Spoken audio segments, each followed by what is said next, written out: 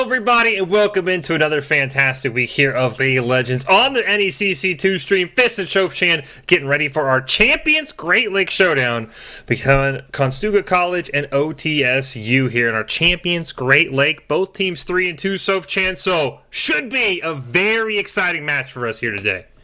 It really is, Fish. I think that every time we see teams facing each other when they have similar scores in that division, it always calls for more spicy gameplay, and I'm so here for it. We're going to have amazing League of Legends as we have every week. To be fair, every single week I'm like, God damn, I wish Wednesday was here. I agree. I know they switched it to Wednesday from Friday, and I'm with you. That makes the hump day, as people call it, so much better, because it's like, yes, we get League of Legends, going to work with one of my favorite casters, of course, that is Shofchan, and I'm excited for this League of Legends matchup. And we get some lineups here as well, so let's take a look at the teams that we are going to be seeing here today. Starting with the Condors, we've got Danny's man playing the top lane, Lopenchinsky in the jungle, Become Decker mid, Eternity and Slightly holding it down in the bot lane. Again, this team coming in at 3-2 on a 3-game winning streak as well, Shofchan, so maybe they're hot right now as we're getting into that late season. Yeah, something is a little different here for OTSU Navy, because they are coming with a win, loss, 2 wins, 1 loss. So they're getting their flow going. But we have the roster already on the screen here for us. Stego, Stenops, I nailed that one, there you go. Shavad, Spaghetti, Slime Tea, and Bladders. I think the S's on OTSU are going to throw me off. You cannot bring a roster with 4 S's. I got my co-casters, Shofchan. Oh, come on. Somebody had to switch something up. That's too many S's for me. So, as you said, though, coming in a little bit different, as you said. Couple of wins, couple of losses. Well, meanwhile, their opponent on a 3-game win streak. 3-2 as well. Like, the loser of this is going to be in that middle of the pack in the Champions Great Lake. Probably going to have to make sure they start winning out for a playoff spot, or at least a high seed in the playoffs when we do get there. Looks like the pro draft is wrapping up as well. So what are you expecting tonight, Shofchan? Anything you're looking for between these two teams here in our first game? I think I am always so biased for bot lane, so let's talk about some ADC, shall we? I think I would love to see some Caitlyn as well. It has been going super well in the season. And one thing out of the question that you said, it's week 6? Yeah. What? Where did this season go? Come on, I was so close to playoffs, my God. But yeah, coming back to bot lane, I would love to see something like that with a support like maybe a Nautilus, something that can be very aggressive and just go in from level 2 onwards, maybe even from level 1. Those skirmishes can be deadly in those tribe bushes, and I think that would be very nice. I know that one support did come to my mind that you don't like. It's the Seraphine, and it's the Yumi as well. Both of them, I hope for your sake that they're not coming into play tonight. Please, I will take. I love me some Nautilus. I love me some Leona. I love maybe even pull out a Blitzcrank. But yeah, no Seraphine. Please, no Yumi. I saw she's getting nerfed. They just simply cannot find a way to get that champion right. Well, I think you're right. I think Caitlyn has really been a dominant force. I know we've seen kind of this uprising of Xayah as well. Once they kind of redid the AD carry out, I think that's another pick to keep an eye on here. But it is Champions Great Lake here. Showdown between the Condors and Ontario Tech. Both teams 3-2. Believe draft did just finish up, so we should be able to take a look at that. And I'm, as you've mentioned in past weeks, Shofchan, we kind of get a peek behind the curtain. We got to see what's coming, and we got some spice. I'm just gonna say that we got some spice coming our way here between these two teams as we hop into the draft. Remember, they did draft on pro draft, so the picks will be in LCS order, so some of the bans might not make sense, but we start off with the Shyvana ban, which I have not seen a Shyvana jungle in a long time, so interesting ban there to start off for OTSU. Yeah, it sounds like OTSU might be going for a targeted ban for Conestoga to Condors, and yo, that Aurelion Soul, the update on it was really nice, wasn't it? It was super expected because it didn't see any play at all since the first season it was released, so it's nice to see that something has been changed to keep this champion back into the meta. We have Wukong next in line for the ban, Camille and Javan for OTSU Navy. the last one is going to be allowed for Conestoga Condors as we jump into the first picks. Olaf and Gragas locked in, Fish. I think the Darius is the interesting one. When I saw that, figured it was the Darius top lane, so I think a great pick by Conestoga, as they said, kind of flex that Darius, maybe bait out an Olaf pick, the Vi in response. The Syndra coming out here from Become Decker. I will say, as someone who loved the concept behind Aurelion Sol, how bad he was, as you alluded to, Soapchat, made me so sad. So I have been so excited with this rework, making him popular again. We've seen him banned every week, unfortunately, NECC, but I'm happy to see he's actually getting some merit as we wait for the mid laner here from Spaghetti, and it's going to be that Talia. Haven't seen her in a while, though. She's kind of been up and down in the meta, but right now, there's a lot of CC on the Condors side here. The Gragas and the Talia give them a ton of area control in those team fights. It does, Fish, and Talia in itself is usually a champion where you see her, sometimes you see her in the jungle, sometimes you see her in the mid lane, and when you see a player having that champion on the field, you're like, okay, they really know what they're doing, because as you said, it doesn't really come to Summoner's Rift that often, so it's nice to see what Spaghetti is gonna show us tonight from Conestoga Condors. The final bans are going to be the Lissandra and Oriana for the red side, and Malphite and Karma for the blue. Caitlyn, as we mentioned earlier, nice to see her coming into play alongside a Heimerdinger, very pokey lane, but on the other side, Ashe and Varus are very competitive as well. Yeah, it was switched up. Okay. We got baited there a little bit, but yeah, I knew you were talking about the support picks. You're talking about Nautilus. You're talking about Seraphine. You're talking about Yuumi. How about Heimer versus Varus in the support? I know Varus kind of rose to popularity. Riot said we don't want 80 carries to be played as the support. They mentioned they're going to work on it, but it looks like for OTSU, they're like, look, we're going to bring that Varus Ashe, that lane, very, very popular. So I think it will be interesting how that kind of Heimerdinger Varus matchup goes. It means their 80 carries are not going to have a lot of support. This Ashe is not going to have any protection if Vi wants to come in and just slam down with the ult. So I'm excited to see how these teams want to play with these non-standard support picks. It's so interesting too, because we saw last week as well that we had an Ashe support instead of ADC as we have today. And one thing that I mentioned that you were on board as well was it's not going to do anything until level 6. Yep. Until you get the crystal arrow, you can't do anything around the map. At least you can have some vision. Nice. You can place a ward as well. Anyone can do that. Okay, so if we're talking about a presence for Ashe, we are definitely talking about a champion that has most impact for mid and late game. And having her as an ADC instead of a support, and having Varus as support now, do you have any strong feelings about this one? Would you prefer it the other way around, maybe? Yeah, I would 100% prefer it the other way around, because the Varus ult is so much harder to get value out of, right? It's a root, it can chain to people. If you have other CC in place, it's easier to chain.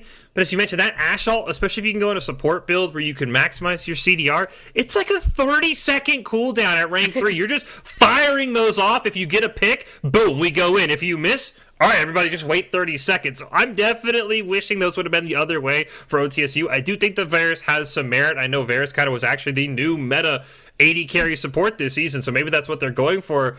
And I will say, just looking at the team for OTSU, Sofchan, the one thing that sticks out, they have a ton of fantastic CC, right? The Ashe Arrow, the Gragas ult's great displacement, the Talia wall. They don't have a lot of damage outside of Darius just going absolute bananas. I'm kind of worried this team's not going to kill anything. Yeah, and compared to the other side, when you have Syndra with an execute potentially there on the lower end of the health bar, you have Olaf that can chase you down. Vi can chase you down too.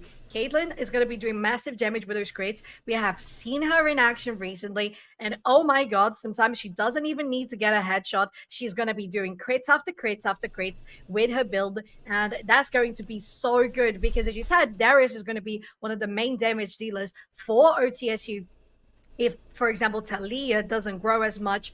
And, well, a Caitlyn can kite a Varus any time of the day, especially with a Heimerdinger next to her, especially with disbursement of the week there from Syndra. You can get Caitlyn peeled very easily on the side of Conestoga Condors, and it might get a little difficult for OTSU to get into that backline.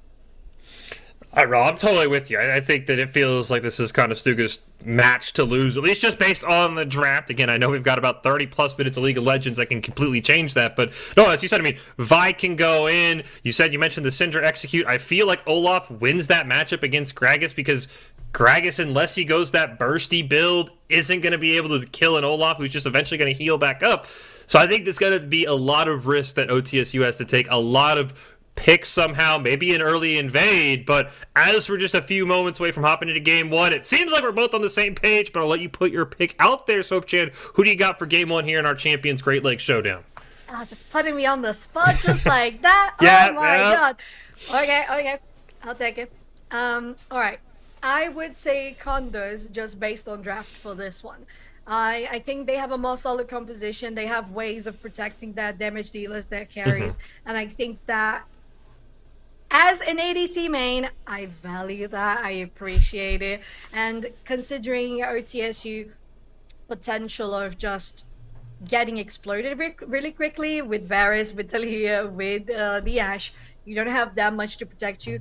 Gragas is going to be good, but it's going to depend a lot on how OTSU positions. So just based off draft, I'm going to go Condors on this one. How about you? I know it's always nice to have casters on opposite sides, so there's some rooting interest back and forth, but I can't disagree with you. I look at the draft, and it just screams to me this should be a Condors win. And you pointed out, how do you protect the Varus? How do you protect the Ashe? How do you protect the Talia?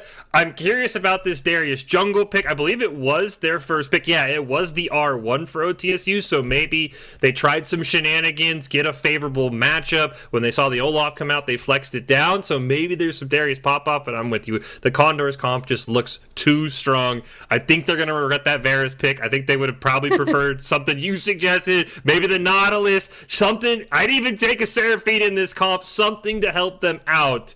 But I'm siding with the Condors. We'll see if OTSU can prove us wrong here as we kick off game number one. And I will say, I said OTSU has to be aggressive based off this positioning, Soph-Chan. I think they're going to look for an early invade potentially.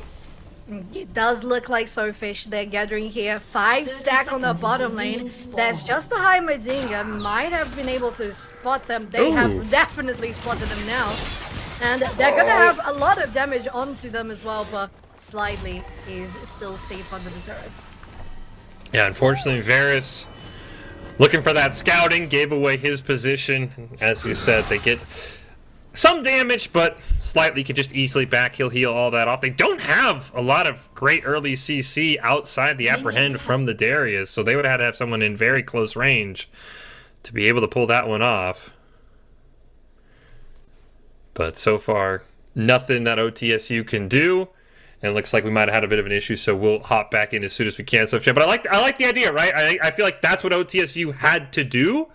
It just didn't work, but at least they're showing they kind of understand in this game, comp-wise, they're a little outmatched at least.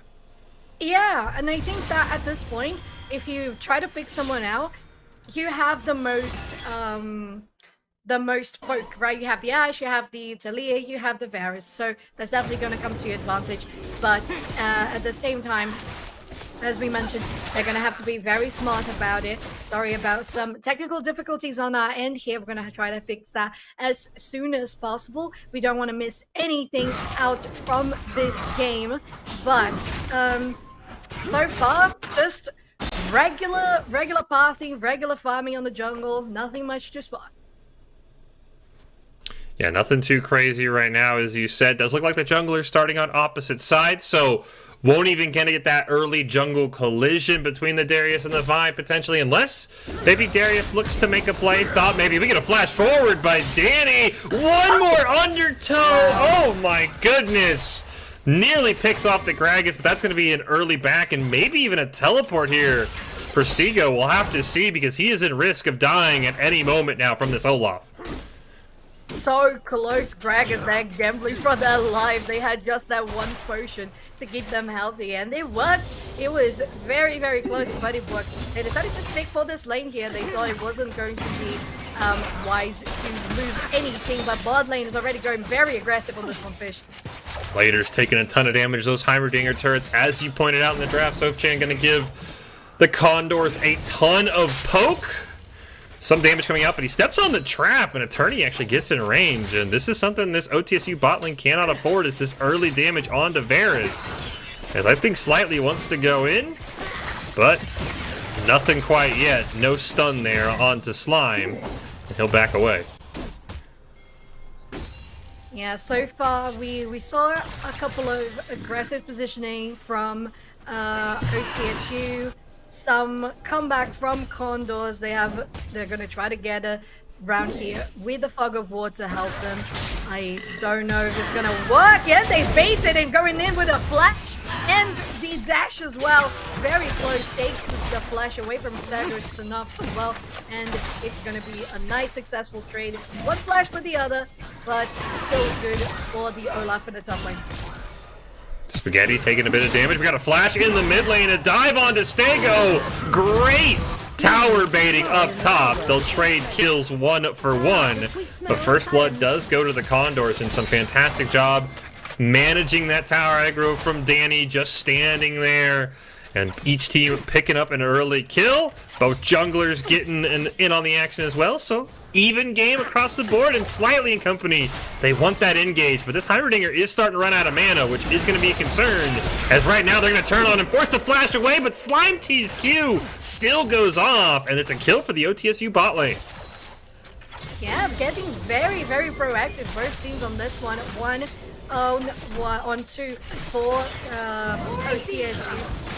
And one thing that we mentioned is the potential of poking. This bot lane has been very aggressive because of that, and it's gonna be good for them. They pushed in, shoved. It's gonna be a nice recall, reset, and you don't give Vi that opportunity to scout the area. She's just gonna probably get some warding done, maybe even initiate this Drake. As they do, there's Scuttlecraft vision for the red side, and nobody really close to contest it, so it should be a free one for Condors. Yeah, the Heimerdinger rotating up should be free first dragon, as you said. We have Shavati coming up. Danny Manplay's got to be careful, does not have that flash, trying to run away, pops the ghost. Apprehend, gonna pick him up, and that'll be a kill right back. So now both junglers have gone top lane and found a kill, but the Condors will trade this one out, and they have Vi looping around potentially, but this OTSU bot lane very healthy right now. Yeah, they're pushing very aggressively. That is definitely going to be a call out for TSU to know that maybe someone is around to back them up. Why would they be going so aggressive? They're trying to freeze now, so it's not going to be too deep into the tower.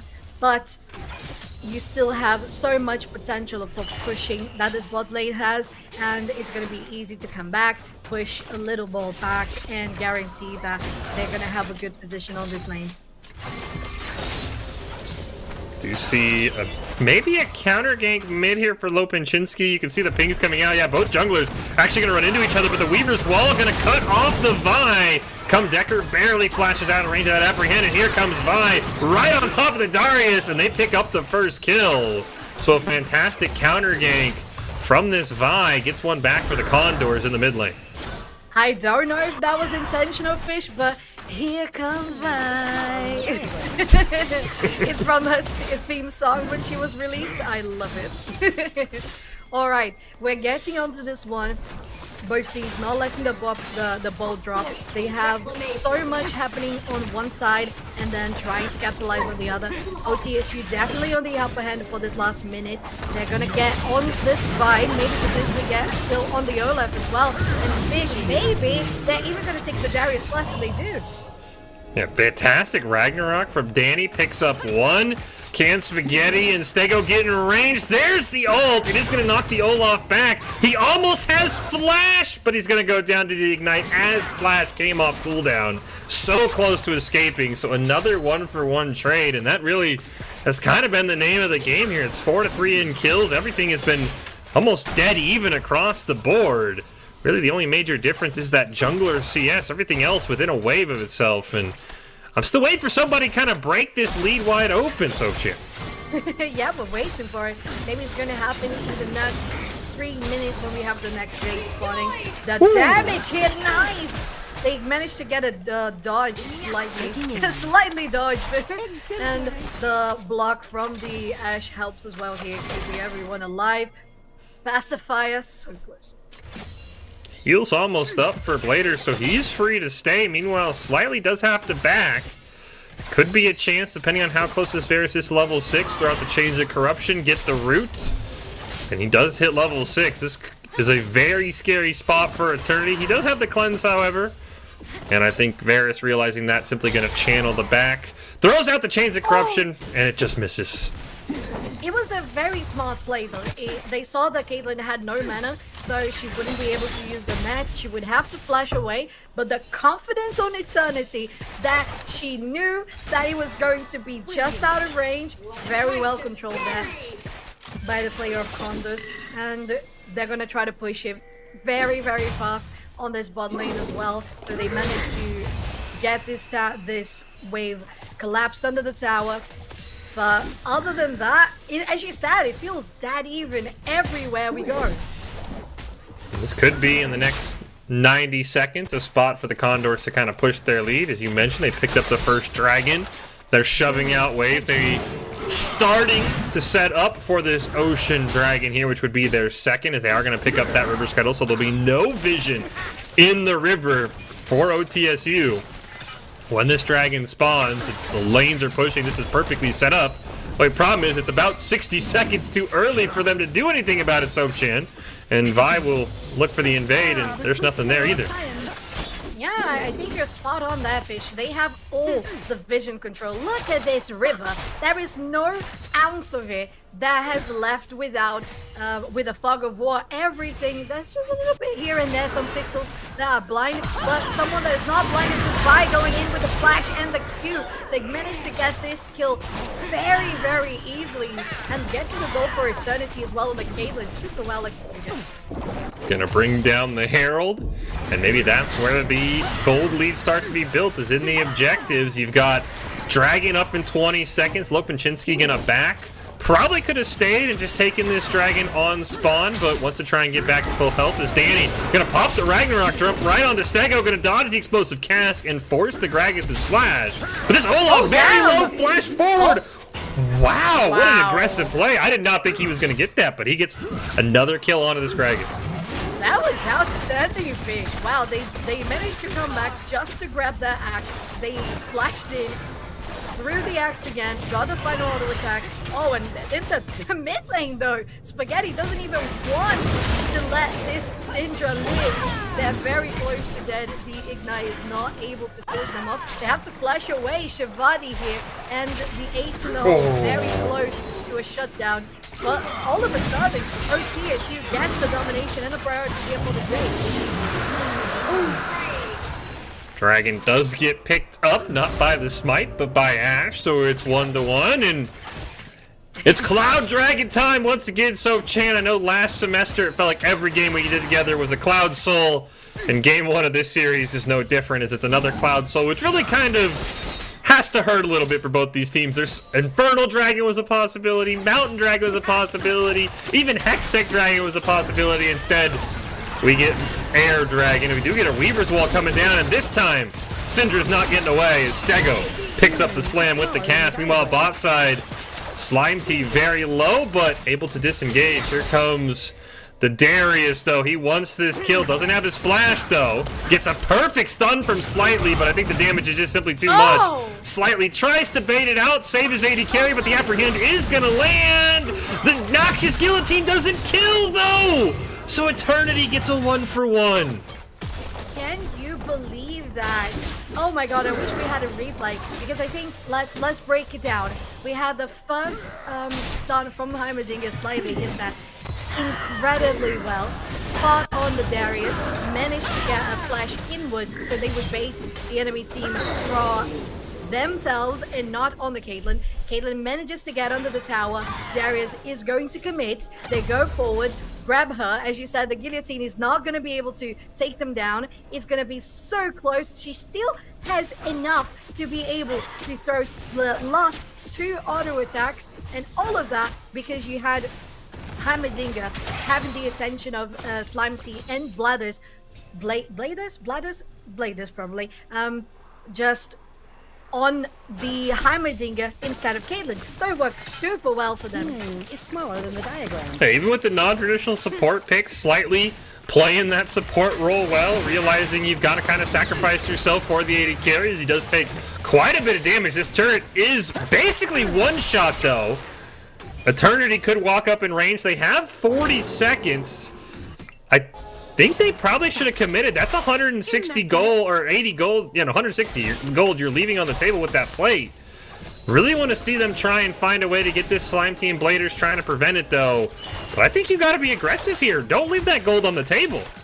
Yes.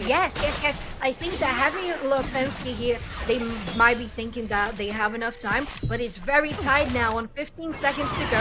They have pushed plenty mid lane. They have, the chains are gonna miss. They managed to get the tower and so close to taking down the Varus as well. Fish, and she's gonna be the first one to Yeah, you called that the Vi was there. Now they want to kill this Darius. Got to make sure they don't group up for the healing. And it's a double kill for Eternity. And now this gold lead, 3.7k for the Condors. And every lane except mid lane now with a sizable advantage. Danny might even find another tower here with this wave.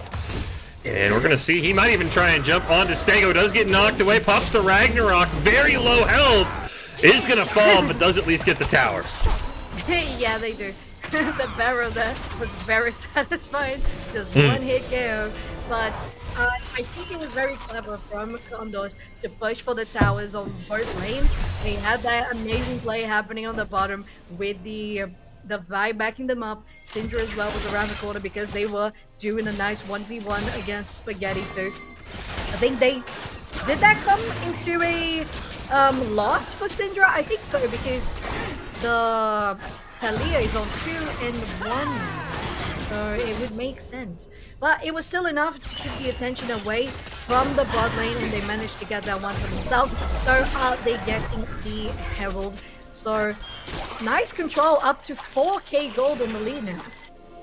I think this Herald probably gets dropped mid as well. Gonna crack open all 3 tier 1s for the side of the Condors, which just gives them more and more extended match. But Change of Corruption are going to come out. Cleanse is burned by Eternity, so that will be on cooldown for the 6th Dragon Fight. Shivadi coming in range, going to apprehend this Heimerdinger over the wall, but the Noxious Guillotine again does not kill.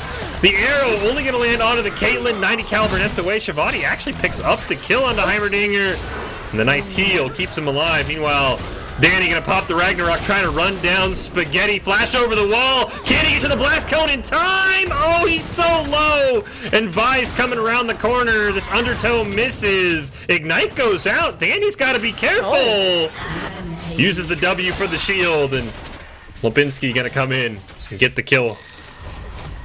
Very, very close, but well played. And I think one thing that has been so constant throughout this game for Condors is that presence throughout the map and the ability to communicate to the rest of the teammates and be able to back them up every time something happens. As we are saying that, we have the Olaf, the TP from Syndra 2. They're going to back the Vi up because the last time, unfortunately, they were left alone and the enemy stole the Drake from them. It's going to be the 2nd Drake. Nobody is to be seen from the side of OTSU, so it's going to be the 2nd Drake guaranteed for Condors. I really like it. I really like it. From OTSU, though, do you see that they have to change anything about their gameplay? I think the biggest thing is Shivadi's just got to, keep a better eye on his Darius stacks. He's given up a couple of kills because he's not at 5 stacks when he pops the Noxious Guillotine. The big thing I think OTSU has to change up is they've got to find someone who can match the Olaf. I think Spaghetti did a really good job, and Spaghetti is playing out of his mind right now on this Talia. But Danny, starting to build some of that magic resist, is going to be harder and harder to kill, and that Gragas was struggling to counter him. I really think that's the one thing I think OTSU has to kind of plan around is who matches that Olaf. Look at him right now. He's free pushing top lane, and there's no one there for him. One thing that you mentioned there is about Danny. I was thinking that you mentioned in the draft that OTSU had so much CC. At the same time, with the choice of having an Olaf, which is going to be doing a 1v2 scenario, they managed to take one down, so pretty good. And once again, diverging the attention from the mid lane where they were able to take the tower. Nonetheless, my point being that Olaf with Ragnarok, he is able to deny so much CC that OTSU has, so that's going to work super well. Saw the Ash Arrow come bot side, didn't quite land, unfortunately. I think it would have hit had the explosive cast not knocked the Syndra away. But no, I think you're right. The Olaf was a fantastic pick, as you said. That Ragnarok that's going to be pretty much off cooldown at all times. I'm really curious what Olaf is going to do. It feels like we've had a lot of games this season, Sofchan, where there's a player who should split push, and then we've kind of seen that internal battle of like, do I split push? Do I help my team? And it feels like most of the time they picked wrong. I want to see this Olaf kind of go full split push build, ignore his team, and just focus on pushing, because we just saw he won a 1v2. Imagine if he basically gears for that. He's going to be nigh unkillable in that late game. Yeah, and arriving to that late game, it would be a nice point for OTSU, but they are falling behind massively. We have three players on the side of Condors. They are already level 12, and the rest of OTSU, they're still level 9, a level 10, and that XP is going to make so much difference in the team fights. You have bounties on 2 members of Condors as well, the buy on 4 Orin, 4 perfect ADA so far, and as a jungler, doing their work so well with making sure that they have nice positioning and map awareness all throughout it. The warding and vision from their team has been incredible too. I think at this point, I wouldn't expect to see that many OTSU wards on the bottom side of the river when there's still 2 minutes for the Drake to spawn, and given that Baron spawns in 10, I think in regards to that, Condors have been positioning themselves better. Yeah, I think the Condors are potentially even maybe setting up for this 21, 22-minute Baron, depending. If a team fight goes out, Weaver's Wall going to come out here. Ragnarok going to be used. He's trying to run down Spaghetti, and this Olaf is absolutely shredding everybody.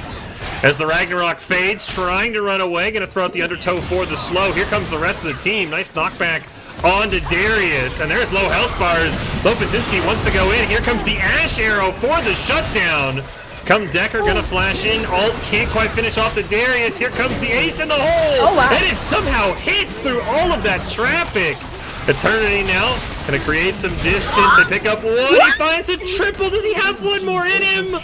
This Varus is so low, and so is Darius. This is pentakill territory. He just doesn't know where they are.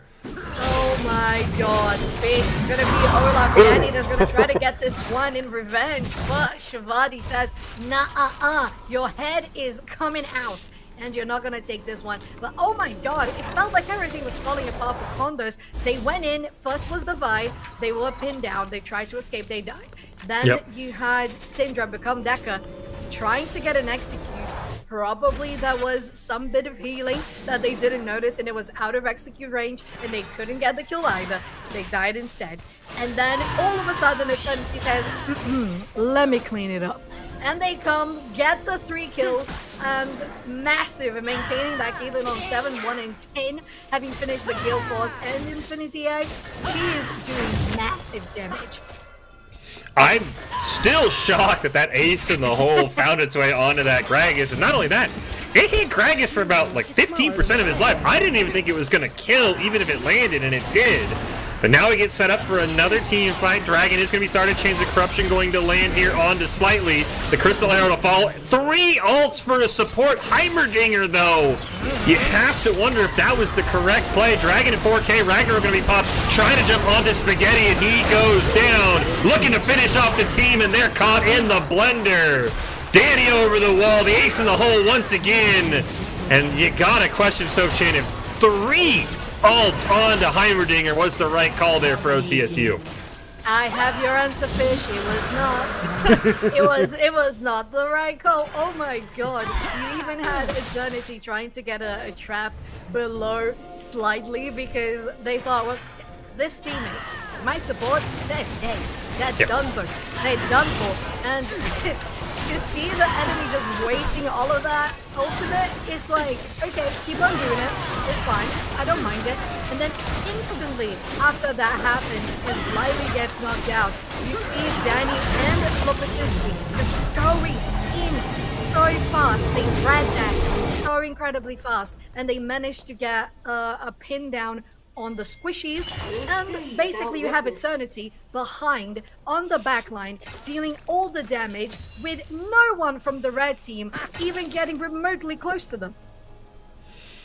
And not only Eternity, but as you pointed out when you just Olaf, Danny is just hitting ult and running down Spaghetti, and as you saw in that team fight, there's nothing OTSU could do. They got caught in the Ravenous Hydra. It was cleaving everyone on the team.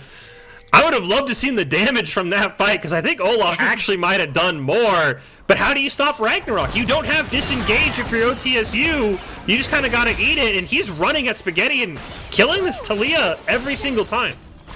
I think you're so spot on there, Fish. One thing you mentioned earlier, they have a lot of CC, but they don't have peel potential. They can try to engage. They have the crystal arrow, they have the barrel, they have everything. Oh my god, look at that repositioning with the neck, the kill pod. Not enough though. They're gonna let one person go down for the other, and the shutdown for who was it? Who got the shutdown? Darius. Shivadi. Darius, there you go. Amazing. 1,000 gold shutdown on the Darius, you can't complain.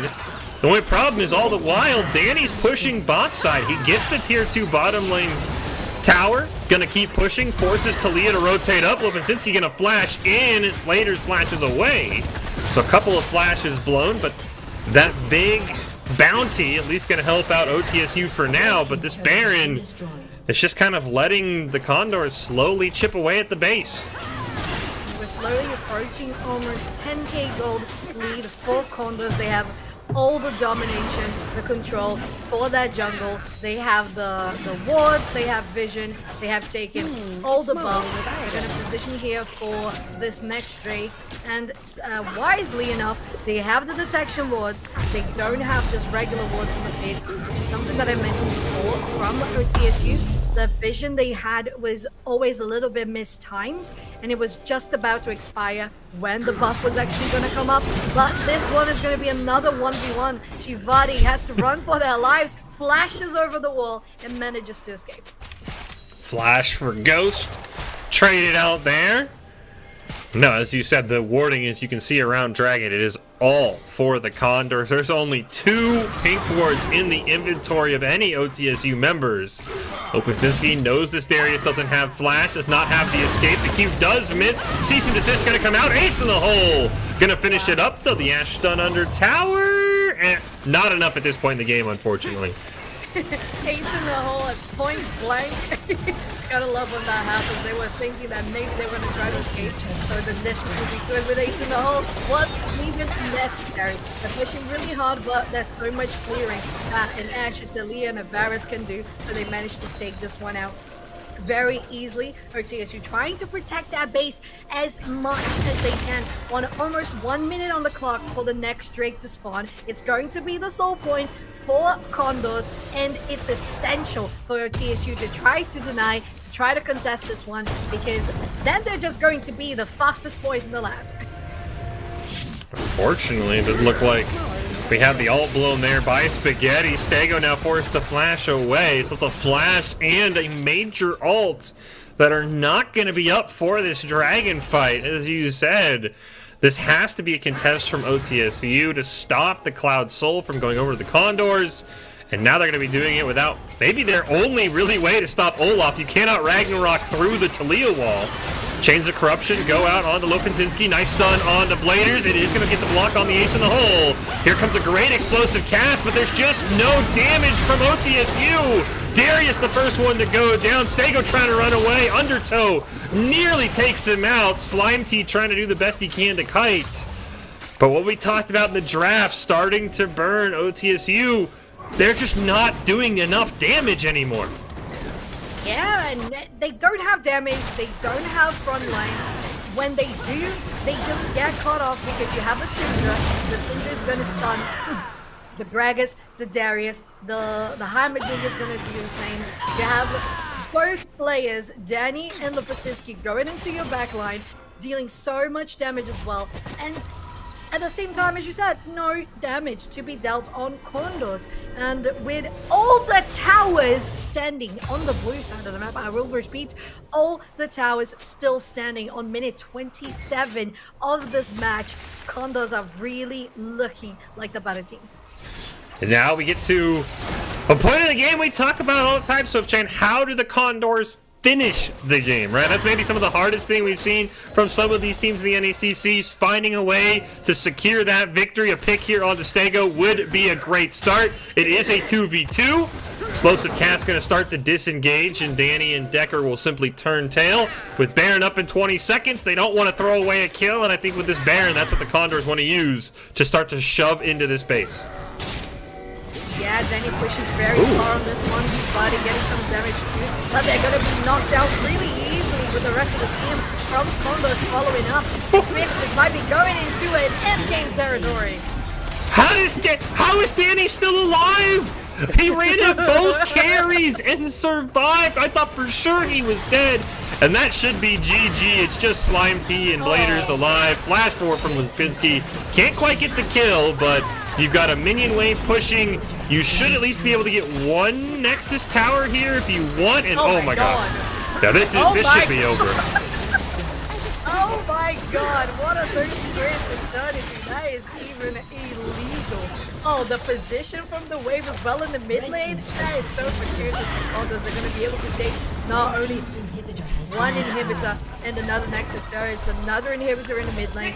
And answering your question there, how do they wrap up this game? I think they just have to get a nice, good fight before Baron.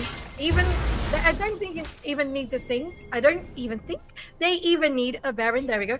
To push this one because they have an open base. But should the time run out a little bit longer and the inhibitors start coming back, I think it's a good idea to get a last fight before Baron, take the Baron, and then just face. Yeah, the amount of damage they're doing, this should be a very easy Baron into game. Is Shabati trying for a Hail Mary pick? With him down, that is all but guaranteeing the second Baron of the game to the Condors, and now I think it's just a matter of time. Bladers trying to hang around, but there's no way they steal this unless it's a miracle, and if they're not even going to get in range. The Q Hail Mary flash! Oh, wow. Not going to find it, though.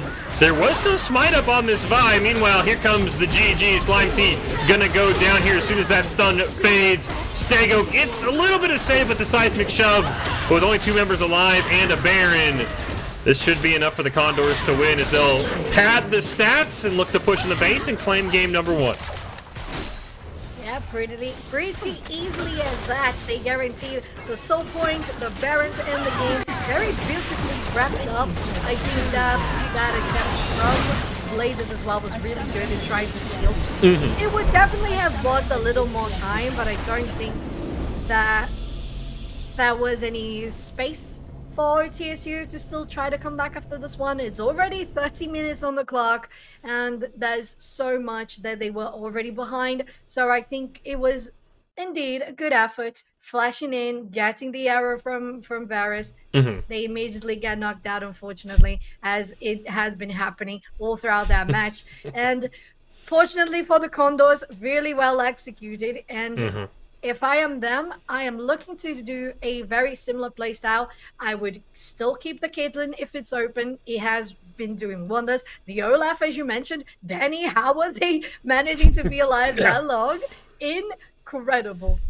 No, I'm with you. I think the only slight change I would recommend for the Condors, and even then, I think I don't want to say that it was bad mid lane play, but Spaghetti was the one player for OTSU that maybe looked like they had a chance if they're not on a Talia, if they're on more of a hyper mid carry. could become a problem. Spaghetti was consistently winning those trades, so maybe keep an eye on what Spaghetti picks. Try and put the mid laner for the Condors in a good spot. But I'm with you. I think they played so well. Very curious. It was one of the few times, I will say, where the draft kind of just predicted what we called it in the draft, right? Not enough damage for OTSU. The Condors draft just looks that much stronger, and that played out in the series. But we'll take a quick break. There's still plenty of time left for a comeback for Game 3 between these two teams that are champions, Great Lake Division. Fish and Shove-Chan will be back with Game 2 on the NECC right after this.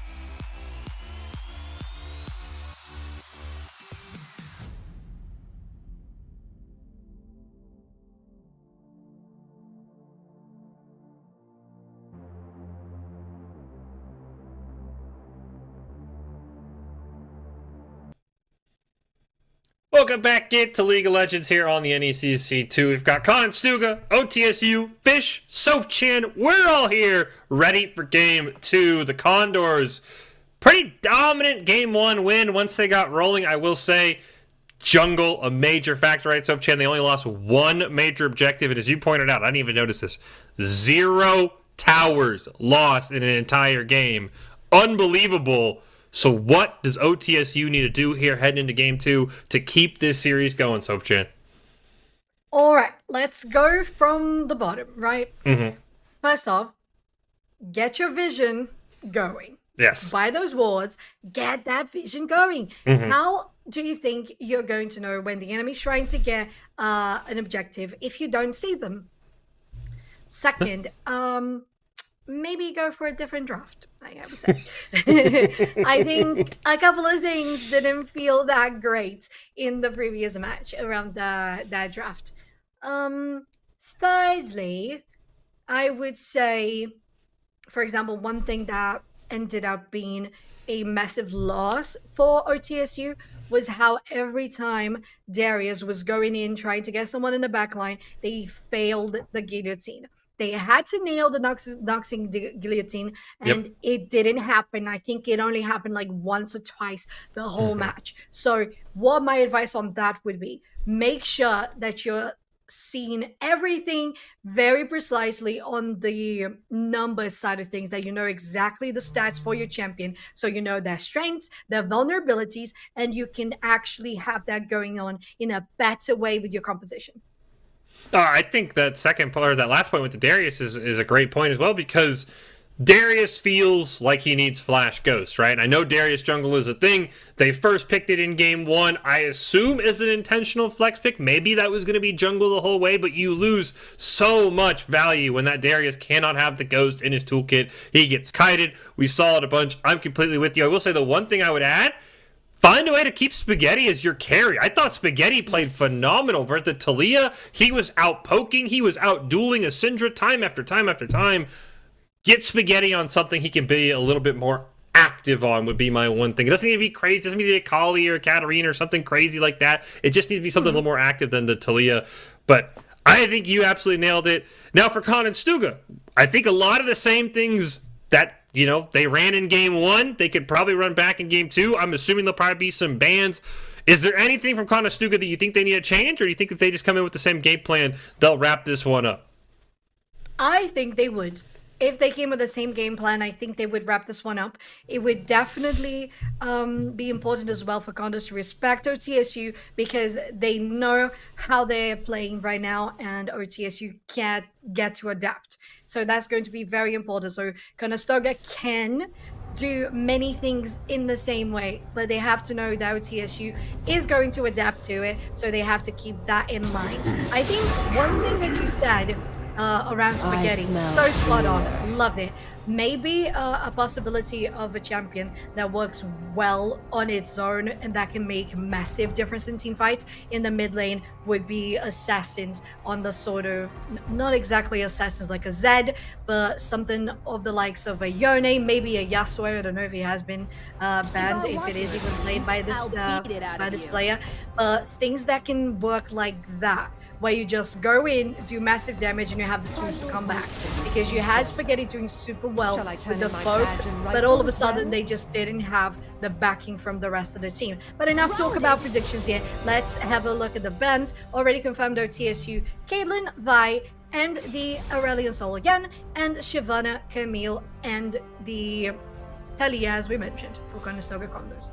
Yeah, I like the Vi ban. I thought Vi absolutely popped off that game for Lopinzinski. I think the Talia is an interesting ban because you're spot on. I think the Assassins, as I said, you said it as well, the Yone, the Yasuo. Looking at the OPGG, Yasuo is something that Spaghetti brings out in solo queue. I know it's a little harder to bring out when all that information is available to you, so maybe that Yasuo gets through. We get the Viego and the Illo out for Condor, or the Alawi for the Condors. I think Alawi should dominate this Ornn matchup. I think this Stego has been in really unfortunate matchups all night long. The Wukong pick, I think, is great. And now you have the Lysandra for Spaghetti. Banned in game 1. Maybe he'll be able to pop off this time. Yeah, maybe that was the one key that OTSU was hiding under their sleeves. And Lysandra has the potential to do a lot of damage, but at least she has some more survivability. We know that Talia could have that with the wall, but at the same time, she's always trying to get it in a manner where she can be aggressive and she can go in. Conestoga Condors is going to lock in the Syndra once again. And what do you think of this matchup in the mid lane? Oh, and there's the ban on the Yasuo, okay. Highly predicted. Let's go. I'm excited because I think this puts Spaghetti, as you said, on a much better champion than he was on in game 1 as we get the Olaf ban. I think that probably comes as a surprise to no one. And like I said, I don't think Decker played awful on that Syndra. I thought Spaghetti just played that much better. I think this still favors Spaghetti. I think this is a better champion. I think this is a matchup you have to love for OTSU. The Xayah, though, getting through is a big, big concern. We talked about Caitlyn. Xayah is right up there in terms of powerhouse ADCs. So the fact that Eternity gets basically the next best ADC is a bit concerning, as we're going to get some interesting here. Some very, throwback for OTSU here once they lock in their support. It will be the Cho'Gath, Senna.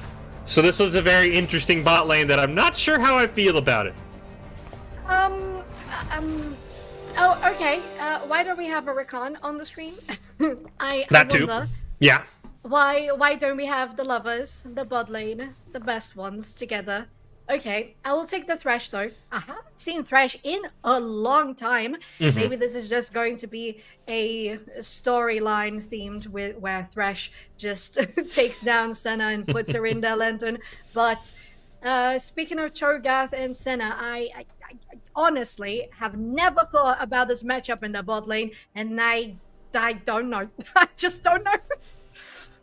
I mean, I know we saw a lot of, Senna when she first came out, when, there was a lot of balancing issues. I think we can all agree on how Senna was supposed to be treated as that, like, AD carry support who would play AD carry, but then she wouldn't get the CS. And so I'm very curious how OTSU wants to handle this, but I think there are better picks than Cho'Gath, because Cho'Gath is just going to get bullied by Xayah in this lane on repeat. I'm with you, though. I think Rakan, we were watching the draft. I don't know, why OTSU didn't pick Rakan, but they called out the bluff. I think the Thresh is an interesting choice for the side of Slightly. As you said, it's something I haven't seen in a while, but I think it's a decent pick. I don't hate it. I think Nautilus probably would have been a stronger pick here. I think Nautilus brings a lot to what Thresh does as well, outside the lore, as you mentioned. I think the one thing, how do you feel about the Wukong here for Shavati over the Darius in that jungle for OTSU? Okay, I think we can have very interesting 1v1s on Wukong and Viego. If they meet each other earlier on the Scuttle Crab skirmishes, that would be interesting. I think they are pretty well matched. They would probably both go Conqueror, I would think so. And if they stack just the same, if someone, for example, starts stacking first because they have already started attacking the Scuttle Crab, maybe they're going to have the upper hand with the how Conqueror works, and then be able to take down the 1v1. But to be fair, both of them, they look pretty strong in the early game. And extending the jungle talk to Spaghetti, for example, since they were so dominant in the lane phase, I would think that Shivati making a bigger presence there would be a lovely play for OTSU. Yeah, I think you're right. I think this jungle matchup's going to be very interesting. I would assume Shavati's going to try and maybe help pocket Spaghetti. I will say the one thing I like about this OTSU comp, there's not a lot of ways for this Viego to start chaining resets and team fights. The Ornn is going to be very tanky. The one thing that Cho'Gath does bring to the table is going to be very tanky as well. Lysandra can either ice block the Viego or even ice block herself as a defensive to prevent dying. There's a lot of ways they can shut down this Viego, because Viego becomes a problem when he's hopping body to body, getting that healing, getting those iframes. So I really do like that they kind of picked around him. My one concern, though, and it was the first two picks of this draft, I think Alawi's just going to straight body Ornn in this top lane. The amount of life stealing that Alawi is going to have. Stego's going to be for a very, very rough time again against Danny. And I think this Alawi can do a lot of the same things Olaf did in game number 1 for the side of the Condors. I agree, and I think going for Viego in the top lane, ganking a lot with Ilawi would be super great, because I think she can definitely take care of the Ornn on her own, but it's going to be nice to have that support from the jungler, and I think that would be very essential to have Ilawi in a better stage in the mid game, so that it would matter more in the team fight later on, because that is something that we saw it was totally lacking, right, in the last game, and especially the presence from the Darius and how they managed to be in the team fights but not actually be able to do much, especially when they were getting kited around. So I would say, if you are OTSU, go for ganks in the mid lane. Get Spaghetti in a good position. I would say, on the other hand, for Conestoga Condors, I would say go for ganks in the top lane. Get Ilawi on 1 kill, just straight for the bot lane. Get that Xayah popping. Once you have the Drake spawning, you're going to be able to push in, shove that lane, get control over the area, as we have seen that they can do super well, and then just stack on stack on stack on objectives, and that should do the world of good for Conestoga Condors again. No, I think that's a perfect game plan. That's exactly what I'm looking for. I think, as you said, getting that Xayah ahead, especially with this kind of non-traditional bot lane. I will say, this one does not feel as easy to call for me as we hop into game 2 here of our Champions Great Lakes Showdown. Sofchan, do you have a pick? Because honestly, I'm pretty 50-50. I lean Condors if you had to, make me choose, just because of what I saw in game 1. But this draft, a lot better for OTSU. I'll take the Condors. Who do you got in game 2? I will take the same. And to be fair, even though I do think that Condors displayed a very, very neat game style in the last match, and that is definitely going to influence me in my prediction today, I am going solely for skins. Let's have a look at those. You have Xayah, I think it's Redeemed Star Guardian Xayah. You have the Dark Star Thresh. You have the the other skin in the mid lane as well for Syndra is it Spirit Blossom or something? They are just gorgeous. Here in the top lane too, everyone has gorgeous skins, and to me, skins win the game, and that's just it.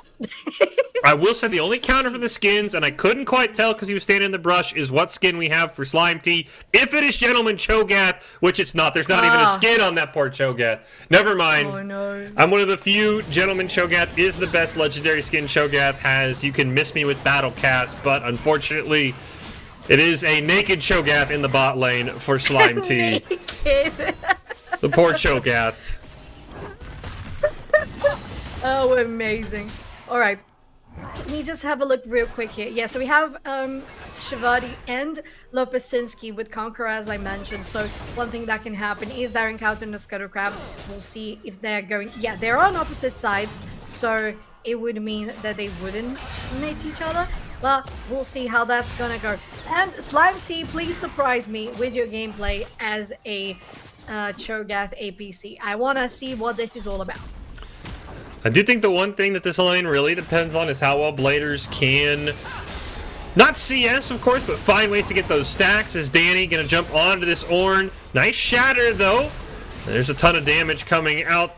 Stego playing that E perfectly. One of the most annoying abilities to deal with on Alawi is that clone steal, but how many souls Bladers can get, which this is interesting. Usually you don't see the support player on the carry Senna. So I'm very curious how Blader's ADC skill is, how's his positioning, but how many souls he can get early on is going to be massive against this Thresh here, which this actually might be a question for you, Soph-chan. I know in ranked games, the mini quests are turned off. Is that the case for NECC, or will we get that Thresh Senna soul battle at the 45-minute mark? That is a wonderful question. I have absolutely no clue. I don't think we have arrived to a 45-minute game in a while. Red buff dealing a lot of damage and slowing down Become Decker, but that is going to be a nice disengage, and they keep themselves healthy. Oh, look at it! Oh, unfortunately, the Flay does miss. Do get a great root here. Slime T and Bladers doing a great job. Sustaining. Nice knock up here onto Eternity. Forced the flash away. The lantern was down, but the flash cleanse being burned. Another hook onto Bladers there, but no Flay this time. Slightly doing his best to kite. Couple of feathers going out. Eternity has to be very careful. He is very, very low health. But I think right now the OTSU bot lane is kind of dominating this matchup. Lipinski coming top lane. I've seen this story before. Danny and him diving onto Stego. Will they execute it perfectly once again? And the answer is yes, they will. Yeah, but you look at that. Wonderful. And I'm not going to say that I predicted it, but I predicted it. Lopesinski going to help there in the top lane. Really nicely done. They forced the TP from Stego Stenops, and I would highly go for a push in the bottom lane now. It's also something that was indicated by the pathing in the jungle they had. So they started in the blue buff, went to the red buff, and then they managed to get the gank in its top lane, and then come back and rotate once again once the buffs and the jungle start respawning in this bottom half of the map, and then they can get the pressure for the first Drake and the bot lane as well.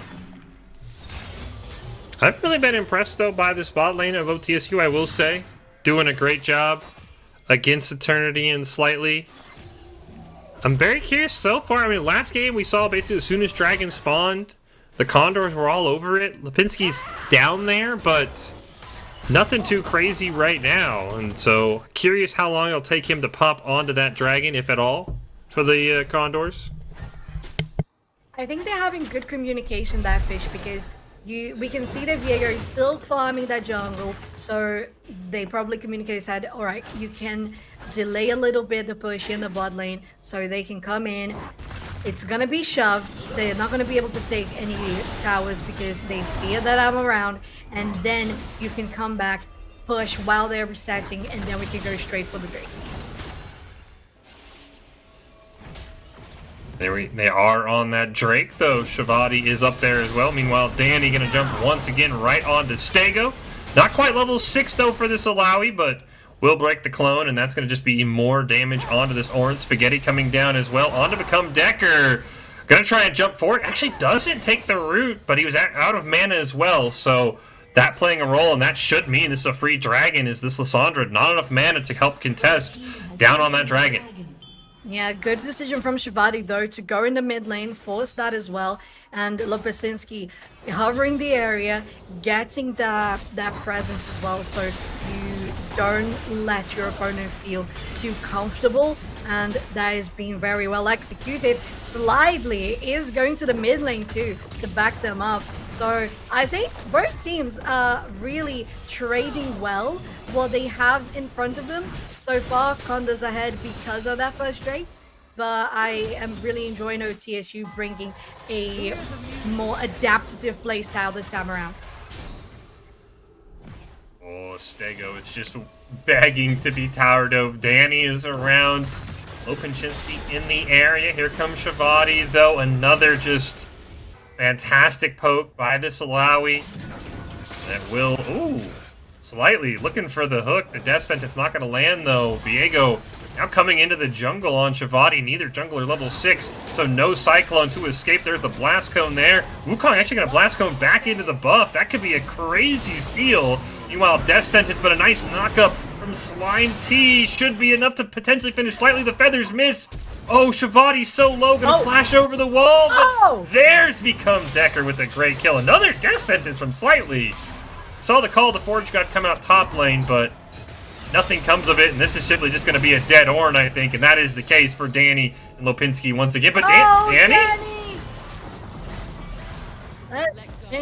That is a big old shame. That would have been so perfectly executed for Condors. To be fair, I loved the play from Shivadi pretending to be the clone and then flashing over the wall. Very close death sentence there from Slightly. They have been hitting quite a few of them, so good job here in the bot lane. But the follow-up from Become Decker, flashing and stunning to get the kill on Shivadi, was beautifully executed. Feel bad for Stego in the top lane. He has just been getting bullied game 1 and game 2. The tower dives have been constant up there, though. Look at this, a plate for Bladers and Slime T.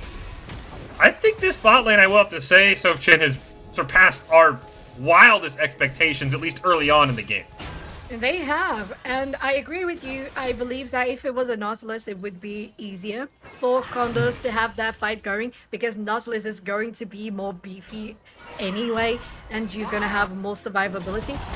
But we're going for a fight here at the Herald. A lot of damage going onto this Ornn. Very close to taking out Lopesinski as well. Shivadi might be going ham for this one. They managed to get one down. Spaghetti following up, and they steal it. Shivadi guarantees the buff, and OTSU coming on top of this fight here, Fish. Can't quite find a way to kill the Alawi, though. The life steal. Ooh, the flash forward. Bladers has to flash away from the death sentence. Flay under tower onto Slime T, but he doesn't draw tower aggro, so he stays alive and now gets the back away. But that's only the second objective that OTSU has gotten this entire series. A massive steal for them.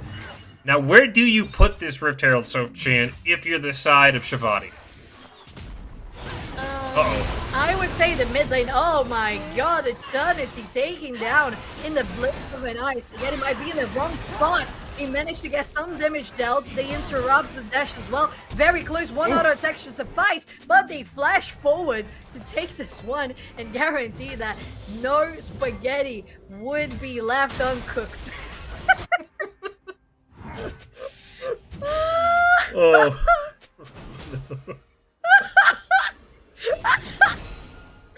I think I'm kind of proud of that one. That one was very, very good. I give you full props for that. Thank you, thank you. Oh man. I will say Spaghetti has been not as effective on this Lissandra as I had hoped. But again, I think a lot of the tension in this game too has been right where we're looking right now. It's a 25 CS lead for Danny up in this top lane. He's got a full level lead. There's no heal cut on this Ornn yet. Heal cut has got to be the first item you buy against Alawi. Yeah. That's concerning for Stego. Is that Demolish going to just break the tower even more? They need heal cut in that top lane. Bladers trying to chase down slightly, going to get the root. Lipinski is there as well. Box going to go up the play away, but a great rupture as well. And Bladers picks up the kill. Spaghetti over the wall. Lipinski is fighting this. Wukong takes a ton of damage. Great double knockback from Become Decker. Now Eternity rolling his way up as well, but Shivati and company going to get away, and this Mountain Dragon should go over to OTSU. Yeah, the priority's theirs. But one thing I wanted to say, Condors doesn't look to be giving this one up that fast. Nice root. They managed to get away from it. Just one person gets rooted down on that one. Silence onto Decker. They are taken down. So is Eternity. But they managed to take one person before they end up falling. And OTSU really coming out on top of these fights.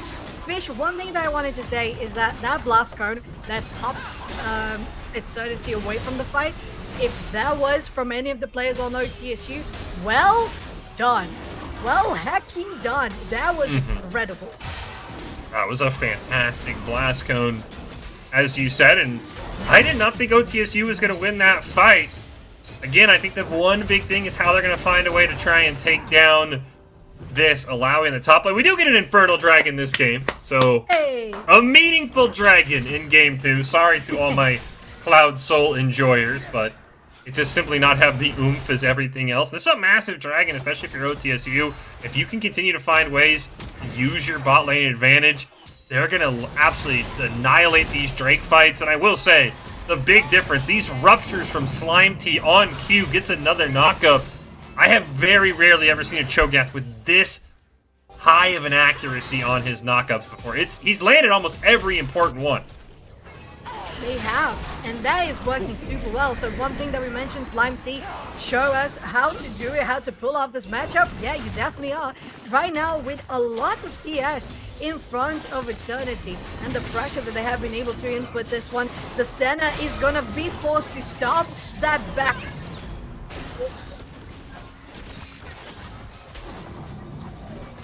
Would probably be popped in the mid lane. I think maybe Condors are trying to push a little too hard on this one. They need the backup from the rest of the team to take the Cho'Gath down. Yeah, I think the Condors need to really back up in bot lane, not only because they're not winning these fights, but every fight, every engage, you're just giving more and more souls over to this Senna, which is ultimately the win condition for OTSU. With as well as Spaghetti is playing, with as well as Shivati has been, it is the souls on this 1-0-4 Senna that are going to be the difference maker. Rupture gonna get a great knockup. Plate should fall. Actually, no, they didn't get the plate. They missed out. Oh no.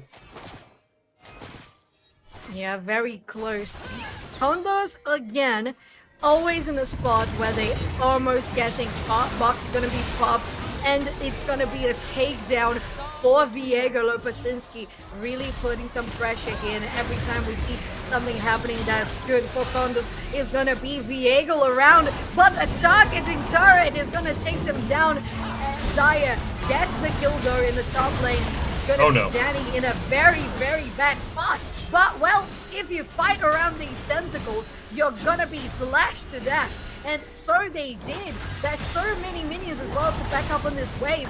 But they're going on to the Alawi, so close to being dead. But as you said, they don't have previous wounds. Look at you see how much that Alawi healed. Yeah, as soon as the ult came out from the Alawi and it was two melee champs, I knew it was over, and not for Danny. He absolutely insane healing, and as you mentioned, there's no grievous wounds. The Ornn build path is so flexible, you need early grievous wounds against a champion like Alawi. The fact that that still isn't built, and there's only one Ignite on the entire team. It is on that mid lane in Spaghetti, so maybe if Spaghetti's the one that's going to match this Alawi in the mid game. But other than that, absolute disaster. I will, as you pointed out though, the tower helping Lopasinski go down, that's now another kill onto that Senna. This is... I'm not quite sure I like where these builds are going bot lane. I'm going to be honest, Sopchan. I was hoping for a tank Cho'Gath and a carry Senna. Oh. That doesn't quite look like that's the route we're going. It does not. It really does not. Very interesting. Okay. Well, I'm not going to question that much because the gameplay has been on point for them. Yes. It really required a Lopasinski going in the bot lane to be able to take those two down. So I think we're okay for the moment. Running Shadow comes out, gives the shield to the Wukong. Stego unfortunately going to miss the knockup, and here comes Danny. Lopatinski picks up one, but here comes Spaghetti on the backside. He's looking for a kill onto this Viego, gonna throw the Ignite and simply pick up the kill. But that means there's no healing cut for Danny. Teleport gonna come in from Decker. If this allow, he can get in the middle and pop the ult. Absolute insanity. Nice ult there onto Eternity, tries to cleanse it, not able to. Stego gets slapped down by the tentacles. There might be one coming Blader's way as well. Oh, the knock into the kill. They do lose Become Decker, so that was a very chaotic team fight. It actually goes the way of OTSU. It did. And as you said, very chaotic there, Fish. I think that at one point you felt like someone was on top and then the other was. And that final kill, I think, was a little too aggressive from Become Decker. They ended up... I mean, of course, you are committed. Might as well just finish things off. But it was very close to getting that tower aggro. And they did go down because of it. So, well, as you said, OTSU came on top of that one. The Drake is on the board. We're going to have to see what is going to be the rotation and the priority that these teams are going to choose. We apologize once again for any technical difficulties. They are gathering here. Slightly tries to get that hook. Doesn't land. Shibari is in a very bad spot, but Call of the Forge is joining as well. Slightly going to use that immediately, though. Eternity goes down, the big carry from game number one. They lose Lopinsinski as well. Here comes Danny. But unfortunately, the ult not going to come out just in time. He will pick up one kill from the grave. Charge forward on to slightly Become Decker. Still alive, trying to burn down this Ornn, and he does. Bladers now in a 1v1 here against this Senna. Has some backup from Spaghetti as well coming in. I think this Senna should get away, but another team fight win for OTSU. Game 2 looking more and more in their favor, though. The gold lead is basically dead even right now. Slightly going to go in OTSU's favor once they pick up this second dragon of the game for themselves. Yes, and one thing that we saw last game was the team that got the second Drake was the team that won. So it's that pressure in the mid game that you have to establish. And at this point, OTSU really showing that they can do it. Very close Become Decker trying to steal this one. They don't have that.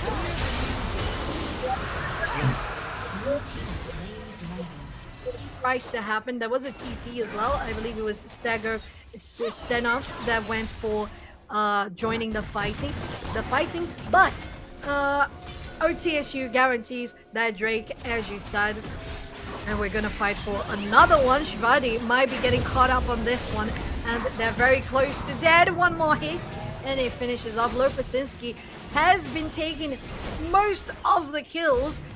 If I was Eternity, I'd be like, please just leave a couple for me. Yeah, Eternity has not had the same impact that he had in game number one. Only 2, 4, and 3 on the Zaya, as you said. A lot of those kills going to Lopinsinski, a lot of those kills going to Danny up top, as you can see. I mean, the bounties are everywhere that Danny cannot get to, right? 5 and 1 in the mid, 5 and 2 on both bot lane carries. But look at the champions Danny's facing. 1, 5, and 6 on both of them. This Alawi just needs to simply be in more fights. This Slightly has to now run away. Gonna get knocked up in the air. I don't think there's a follow-up CC. There is. The root is there. The death sentence lands. Tries to play away. Call the Forge God going to come out. And that's a kill for Stego. Right near that mid tower. And OTSU gets another big win in their pocket. Yeah, that was very nice for them. They managed to chain the CC, as you mentioned, and that is going to be super great for them. That's one thing that they had last game as well. They had a lot of CC, but didn't have the damage to follow it up. This time they have Shivadi, they have the Cyclone. And speaking of Wukong, might as well be dead, because that tower is going to target you for days. Gotta be careful with the Condors following up. Stego might be in a very bad scenario here. Very close to that. Healing and shielding from the center is not going to be enough. And Condors just takes this fight on their shoulders. It's going to take down the tower as well. And they're starting to say, well, we still have a lot to deliver.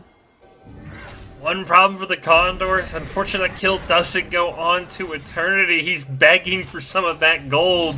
a shutdown onto the Alawi. There's more than enough gold already for Danny, and they're going to actually hop onto a Baron. 21 minutes. There's no wards. One thing that I think the OTSU has still struggled with. Danny has to be careful. This Baron could eliminate him and give away the entire plan. He barely makes it out alive. And that's Baron over to the Condors. And I think the question for you, Soapchan, we talked about this in game 1. Do you think Danny needs to be with the team, or do you think this is a hull breaker, Ilawi, split push, win the game by yourself kind of strategy that the Condors need to bring out? Well, one thing that I really wanted to follow up on that you said is the vision. Come on, please. I understand that it's not like we don't have vision from OTSU. It just feels like sometimes the vision has to be renovated, right? It's not because you landed a pink ward in one bush that you can't put another ward in another bush. Just do it. It's okay. It's not gonna hurt, you know? So might as well replace the ward, might as well just get something closer to the objectives, closer to something that might be the priority in this stage of the game, so that it actually helps you in the long run. Right now, Condors with the buff are going to be able to close, very max range there.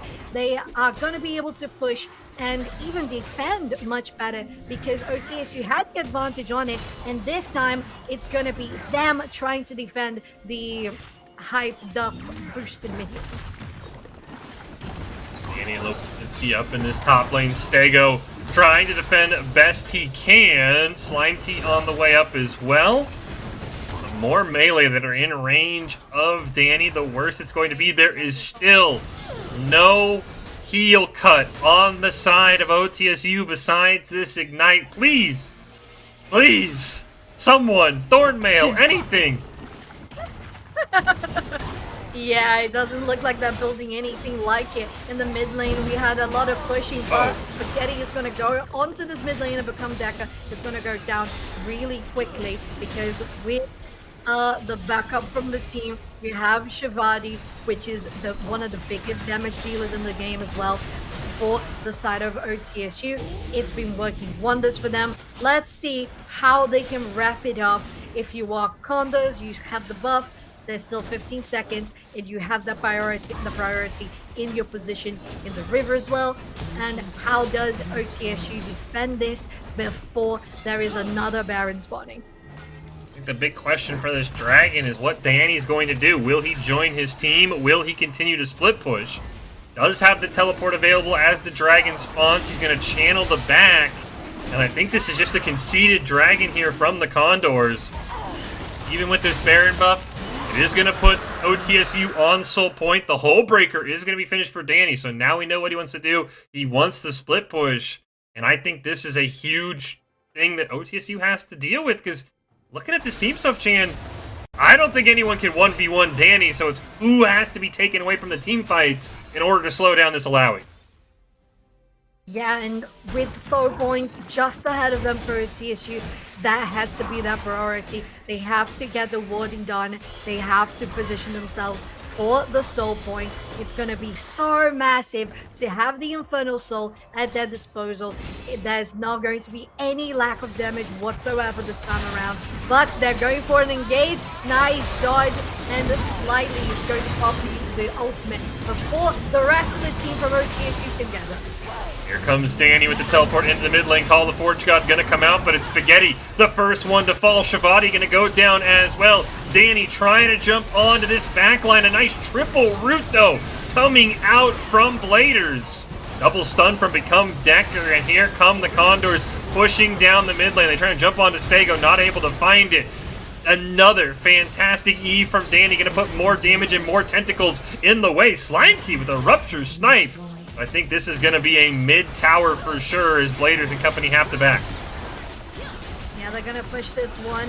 Tower is going to go down, and inhibitor as well. There's only 2 people standing. Nice rotation there. Danny going to focus on the wave in the top lane as well. They're going to try to take this one down, but Stego and Bladers are going to try to defend. A lot of damage. Eternity has to flash away, and Danny is also in a very bad spot. Flash from Bladers too, and it's going to be 2 flashes for 1 kill in this fight, but they managed to at least protect that tower in the top lane.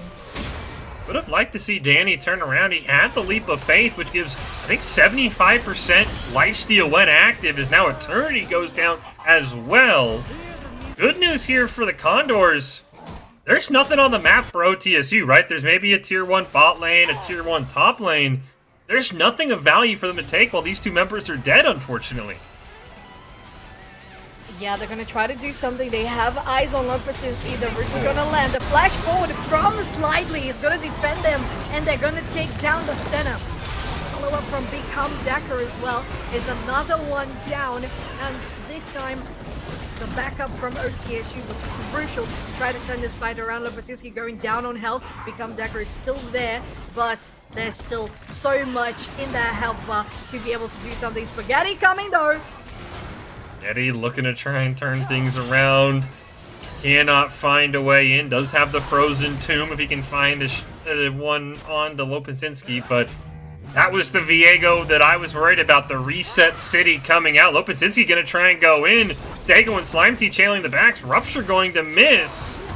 Here comes Spaghetti. Going to cancel channel over the wall, but here is Danny. He's in range. Lopesinski is going to fall. Leap of Faith going to be popped. One melee eliminated. A second one obliterated by the Tentacle Monster himself. And Danny is absolutely ready, and I think this is just a Baron for sure right now. Yeah, it is another Baron with most of the summoner spells on cooldown. Only Slime Tea with their TP available. They're gonna have massive damage, especially with Zaya and Danny. And oh my god, where did those people go when the tentacles exploded? They're gonna try to get something on this one. The Blue team has stolen Baron Nashor. OTSU Shivadi manages to out-ignite. That's the one. the Baron. What an incredible turnaround. Yeah, the only downside for the Condors is they were doing that on the River Scuttle, so the free ward OTSU picked up paying massive dividends, and that's why we've been trying to tell them to buy more wards, because look what they can do for you. But the Baron's stolen away. They do lose Shivadi in the process, so really more of a preventative Baron than anything else. 30 seconds here on this Infernal Soul, and I will say, Danny might want to just go back and sell that Hull Breaker because he's just team fighting more often than not. He's not getting a whole lot of value out of it. If he's going to keep team fighting, there's no reason to have that item, but we'll have to see if he sticks around for the dragon fight in 20 seconds or not. Yeah, we'll see. They don't have the teleport. It's going to be up in a little bit. They have just walked to the pit. They're gathering around, waiting for something to happen. It's 6 seconds to go. They're clearing out vision, getting vision for themselves. Lily has popped the movement speed, and they're going to start brawling before this one happens. Danny does have the ult available. Keep an eye on where he can get that leap of faith off. The 3 tentacles being spawned, especially in a short quarter like this, could be disaster. Death Sentence going to go out. Spaghetti going to go in, and Spaghetti going to go night. Danny gonna pop the ult, and the tentacles are here. They're just killing everyone. Oh no, Become Decker gets one. And I think that emote's correct for Lopesinski. I think it's game over for OTSU. Wow. It's just as you said, there were so many tentacles in that enclosed place, and my dude, that 10-3-9 Ilawi is going to melt you down, and that's what they did. Condors guaranteeing a sweep in this series on a week 6 of NECC. Incredibly done, but OTSU really came back around, and they were playing amazingly well all throughout this match. I think they really picked up the pace from the first game of the best of 3 fish, and it made the whole world of difference. Unfortunately, that one play, that one ultimate just managed to take everyone down into an ace, into a base destroyed. Yeah, I think you're right. OTSU from game 1 to game 2, massive improvements. But the problem is they made improvements in the areas that were very weak. It's the little things that cost them, right? No healing cut on that Ornn until it was way too late in the game. The Senna build, not what you were looking for, because I think that Senna had a lot of souls. I think the the potential was there, but there's no Infinity Edge finished yet. You did not have that burst that you're expecting from a support Senna who is decently fed. So now it was those little things, right? I think the warding we talked about, still a little iffy. They only got that Baron because of a River Scuttle. It wasn't even like a ward they had placed down. But I think you're right. In terms of the big picture, OTSU, massive improvements. And it really was the fact that Danny on that Alawi just was unstoppable in the top lane. Absolutely unstoppable. How could you fight that one? And I think it would be rough team fights, right? If you are in a 5v5 situation, it's going to be hard if you are OTSU. Maybe the way out would have been to try to get those pick-offs, to try to get the steals, because we saw that Smite game being on point from Shivadi. So maybe that could have been something to save the game. Unfortunately for them, they're going to take the loss in this match. And Condors, congratulations for 2 games, super well played. Yeah, 4 wins in a row now for the Condors. They move to 4-2 in our Champions Great Lake. OTSU will fall to 3-3 and kind of continue that win-loss trend that you highlighted at the start of the broadcast. Well, that will do it for us here on the NECC. We got to wait till next Wednesday, Soapchan, to do it again. You have any final thoughts as we wrap up our Week 6? My final thoughts is something that I mentioned at the beginning of the broadcast.